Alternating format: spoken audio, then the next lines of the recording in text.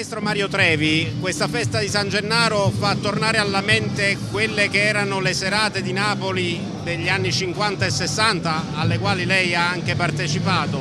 Le riporta un po' quel sapore? Finalmente siamo arrivati un'altra volta ai tempi belli, perché stasera stare qui a questo Duomo e onorare la festa di San Gennaro per me è un'emozione grandissima, perché praticamente io ho fatto tante manifestazioni festivaliere, piedigrotte eccetera, e più di me, ahimè, non posso dire altro che grazie Napoli per aver ideato e far ritornare queste belle feste napoletane veramente eccezionali. Grazie. E poi grazie anche al popolo, perché vedo un sacco di gente qui stasera come ai vecchi tempi, agli anni 60, 70 eccetera.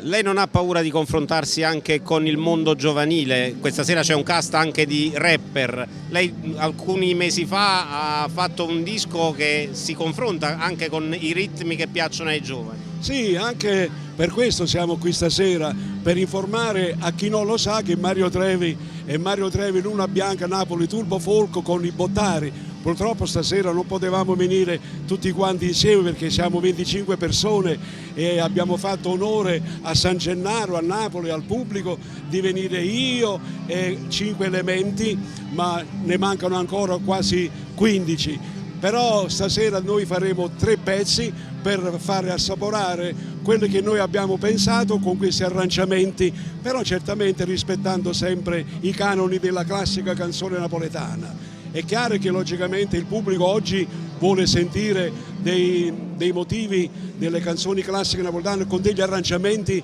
diciamo moderni, perché i giovani sono quelli che comandano e noi siamo al servizio dei giovani, ahimè. Un'ultima domanda, Mario Trevi è lento o è rock? No, Mario Trevi è moderno, non rock e non rap, ma è moderno, perché ha preso Tucanunchiagna, ha preso, che so, la canzone Simenapolo Paesà con degli arrangiamenti moderni, come si fa e come facevano i vari Carosoni, i vari Peppino Di Capri, eccetera.